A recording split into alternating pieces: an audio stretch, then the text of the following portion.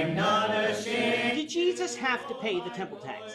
This is the question that we seek to answer today as we continue our verse-by-verse study of the book of Matthew on walking through the Bible. Of his word, the glory of his cross. If you have a Bible with you, you can turn to Matthew chapter 17. We're going to be reading from verses 22 to 27. If you don't have a Bible, don't worry. Just follow along with us on the screen. The version that we'll be reading from is the New King James Version. So, Matthew chapter 17, beginning at verse 22. Now while they were staying in Galilee, Jesus said to them, "The Son of Man is about to be betrayed into the hands of men, and they will kill him, and the third day he will be raised up." And they were exceedingly sorrowful. When they had come to Capernaum, those who received the temple tax came to Peter and said, "Does your teacher not pay the temple tax?" He said, "Yes." And when he had come into the house, Jesus anticipated him, saying, "What do you think, Simon?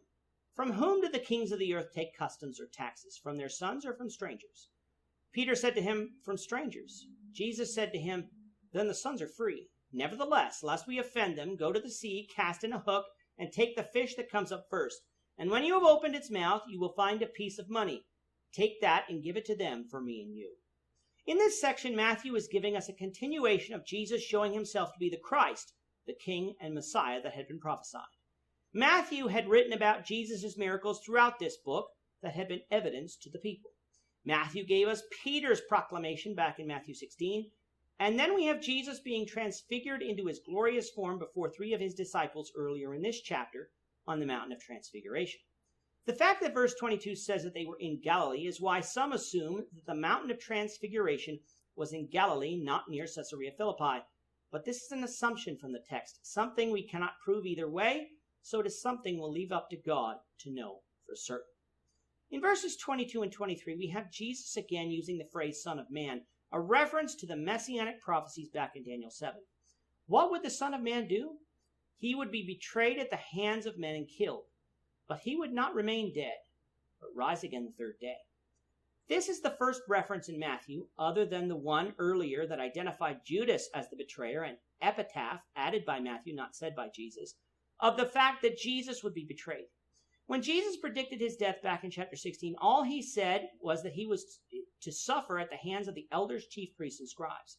Here he tells them that he would be betrayed, although he doesn't identify it would be one of them. However, in order to betray someone, you must first be their friend, so it should have told them that someone close to Jesus would betray him. Upon hearing the news of Jesus' death, the disciples were exceedingly sorrowful. In verse 24, we again have Jesus in the city of Capernaum, one of the chief Galilean cities of his ministry, what we might call his home base. While there, those who were collecting the temple tax came to Peter and asked him if Jesus paid the tax. We don't know why they came to Peter instead of Jesus. Was it a test to see if Jesus would pay the tax? Or was it simply because they couldn't get to Jesus? We don't know. What was the temple tax? It was a tax that was instituted all the way back in Exodus 30:11 to 16 and was used to service the tabernacle. At first, it does not appear that this tax was to be an annual payment, but by the times of Jesus, a yearly tax for the support of the temple was indeed the custom, a custom that was not objected to by Jesus anywhere during his ministry.